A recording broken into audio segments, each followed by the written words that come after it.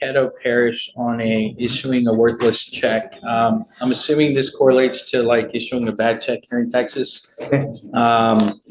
And so I would be asking for a bond so he could go to Louisiana and take care of this business out there and resolve it. So he's on felony probation for false statement obtaining credit, picks up a DWI second, and now he's got this case. Correct. I've told him what that DWI might do to his probation. Mr. Fisher, ma'am. Don't say anything about the DWI because you're on felony probation for a very serious up to 10-year probation.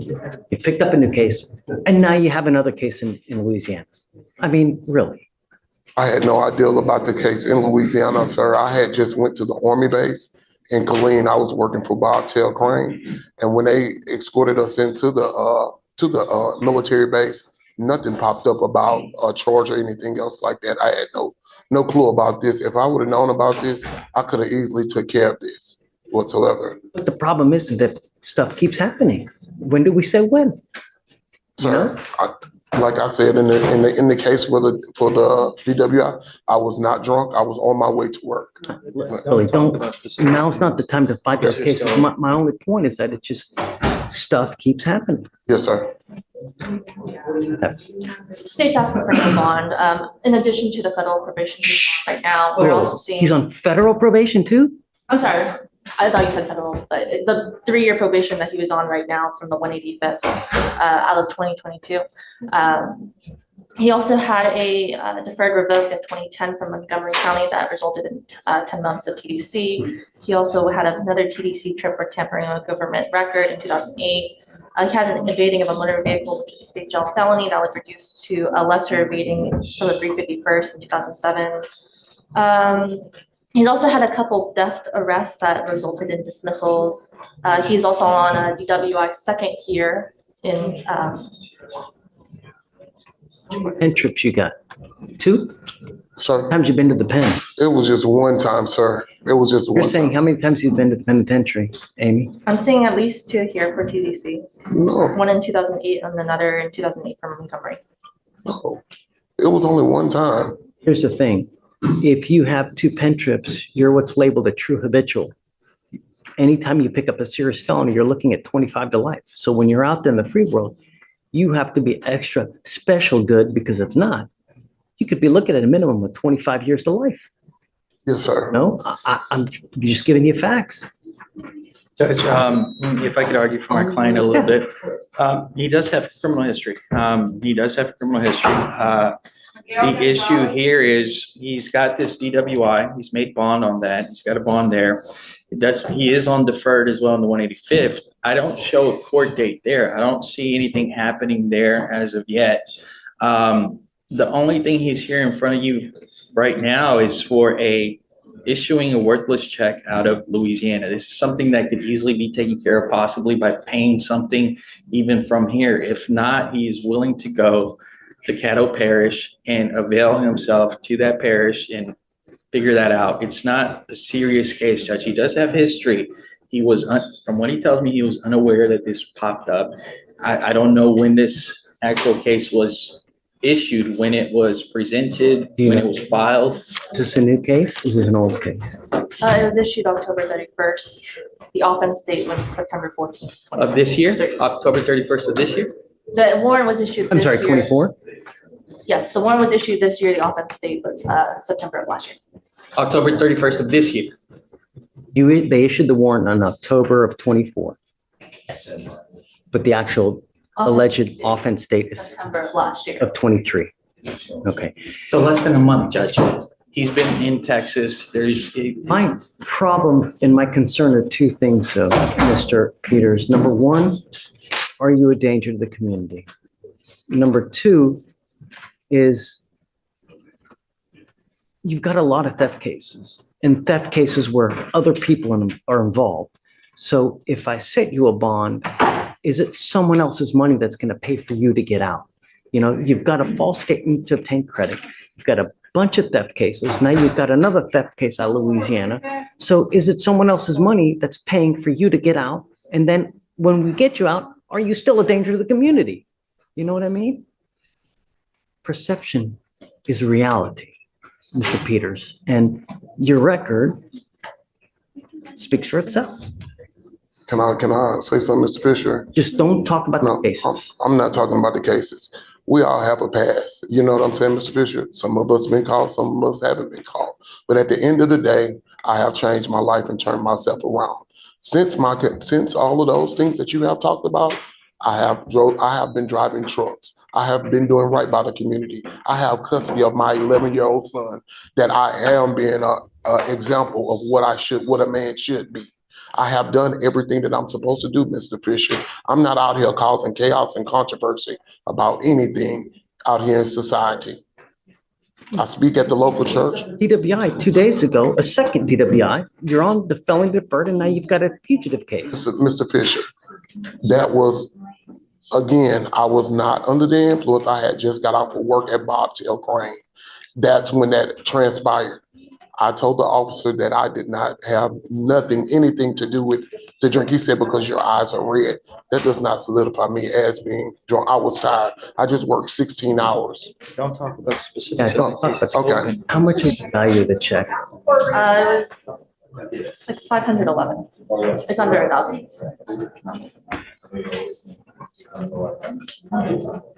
Judge, he hasn't made a mistake in your court. We're just asking. But my concern, Ricardo, is where is he going to get the money to pony it up?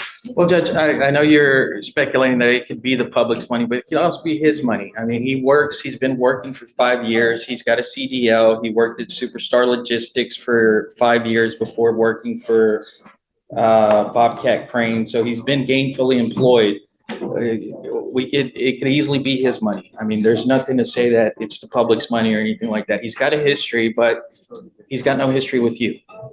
And so that being the case, I would ask that he be allowed to make this right. If he messes up at that point, I got nothing to say. But at this point, he hasn't messed up in your court. Opposed to a bond? What if we set a high bond? You know, I mean, it's going to be a couple thousand. You know, it's going to be 5,000 to 10,000. I can stop you, Judge, but our position is no bond. You know, the problem is that you're an inherent flight risk. So if I set you a bond, you're going to have to pony up all that kind of money to get out. This is no 10% deal. You're a fugitive case, man. So when we set you a bond, you have to post it in its entirety. No 10%, no 20%. Just because of everything that you have open, you are an inherent flight risk. So you got to be aware of that. So if I do set you a bond, it's going to be at least, you know, 5,000, 7,500. There's no way possible that I can, if it's 100% of that bond, there's no way possible that I can do that, man. I'm trying everything in my power.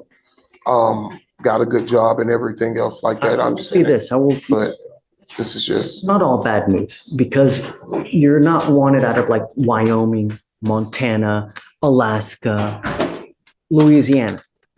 We have so many people here from Louisiana. We have buses coming about twice a week to pick up people to take them back and to bring them from Louisiana. We really have, it's incredible the amount of people we have. So around 2 times a week, we have people shuffling in and out of Louisiana. What I would say is you should save your money and use that to hire a lawyer in Louisiana to fight your case. Because I'm telling you, has he waived yet? Yes. You'll be out of here within the next 2 to 3 days if you keep your waive. Judge, if I may reiterate something, we're at November 7th. I'm still confused whether this was issued the 24th or the 31st. Either way, it's less than, even if it was the 24th, we're talking less than 2 weeks that this warrant has been open. He's got no knowledge of this. All of a sudden, he's being held 14 days in custody with something that just popped up. He's been in Texas working. I don't even know when the last time he was in Louisiana. This has been less than a month that he could have had notice that this was even present. They don't call him and tell him, hey, you got a warrant out. It's completely plausible that he didn't know that this was open. It hasn't been sitting for a year. It's been sitting for less than 2 weeks. Ricardo, the offense date was September 20 of 23, so it would have been like a year. The offense date, but when was the warrant issued? October of this year. October 24th or 31st? October 20 of 2024. Okay, so we're at November 7th, less than 2 weeks. Thanks. I'm saying he had no notice that there was a warrant issued for him. He didn't know that, Okay, he didn't know the case was open. I don't know the last time he was in Louisiana. He hasn't been able to make this right. He's saying he didn't have notice of this. The warrant has been open. I mean, I understand your argument, right? But it's still got to set him a bond. If he wants a bond, I'm going to set it, at a minimum of 5 to 7,500, Okay. and then you're going to probably have to make, I would assume, a good amount of that. That's just the nature of the beast when it comes to fugitive cases, right? But like I said, if you keep your waiver, chances are within the next 2 to 3 days, you'll be out of here regardless. You need to make the decision, but it's a matter of you're paying a ton of money to get out when you could also save that money and hire yourself a lawyer. Judge, one last thing. So we're talking about 100%. We're talking about, I don't know for sure. I'm just speculating. I've never been in the bonding business, so I have no that's my idea. understanding as well, that it's going to be 100%. He's got a laundry list of priors. He's got 2 open cases here. He's got a fugitive case out of another state. Most probably a bonding company is going to want quite a bit of jack up front because you're a flight risk. Not only that, you're on a PR bond on the DWI second that they gave you. If you get held up there, it's very possible they revoke your bond on the DWI second. And then in the position you are here, you're going to be in the exact same position over there. That's why I'm saying, Your Honor. That's why I'm saying, Your Honor. I'm trying to get out there, handle it, and make it clear so that I can handle. I know that you're everything trying to else. get out, but my job is to protect the community. Judge Fletcher, Dave says he's in the Zoom room. Oh, Mr. Kim. Hi, Judge. Are we Hey, still dude. approaching on Peters? Yeah, he's in front of us now. Okay. I'm playing catch up, but Amy told me that you were considering a bond regarding this defendant. Yes. So I have strong objections to a bond being granted for this fugitive case. I don't know if Amy has already relayed, and I don't know if you're familiar, but I was actually the prosecutor that put him on the deferred in the 185th. It was a PSI, and I was the prosecutor assigned to the case. And the 185th, when Judge Wong was still on the bench, is that he put him on a deferred, but he also Mr. Peters, slow down and think. You're focused on getting out today, but you're not seeing the bigger picture. If I set this bond and you pay that money, there's a strong chance another warrant hits within days. That $5,000 could disappear just like that. I'm not here to rush you. I'm here to protect the community and make sure you understand the consequences. He has a charge in Conroe as well? Well, it's finished now, but I believe it was after the deferred. Let me go back, Judge. It was on, well, there was 2. Oh, no, sorry. I was thinking of the older one. I thought there was a newer one. My mistake. It was older. But that still doesn't take away from the other arguments presented, is that it's the same type of offense, less than 3 years after he was put on the deferred, in addition to the second violation in county, which the court can see. And that was as recent as 2 days ago. Has the court given you any kind of guidance as what they're going to do? Do you know? I mean, I don't see. Well, I mean, I haven't heard anything from the 185th, but because this fugitive case, the warrant was issued out on October 31st, there's nothing to say that the 185th won't revoke his deferred for the violation. So on top of the DWI sec, to say nothing of the fact that there are obviously technicals because there is a positive for alcohol. So it's a combination of things that even if the court grants a bond here, if they revoke or file the prosecutors in the 185th file a motion to revoke, he's going to be without a bond there anyway. Judge, 2 things. If it is 100%, we're talking about 5,000. That would be a $50,000 bond on a worthless check case out of Louisiana. You have so many variables here that are in play at this moment, Mr. Peters, that you could literally pay $5,000 to get out now, and then they issue a felony warrant tomorrow in your probation case that would literally be throwing $5,000 down the drain. I would be very careful. I mean, I don't know how much money you have. I know I don't have that much money, but if you have just enough money to throw $5,000 away, I would be very careful because like I'm telling you, they could any day now file a motion to revoke your probation, a felony warrant's going to issue, and then all the money that you are putting into this is just it's out the tubes. It's out the window.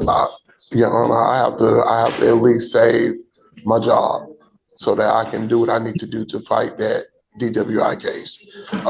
Nevertheless, I'm an innocent man until proven guilty.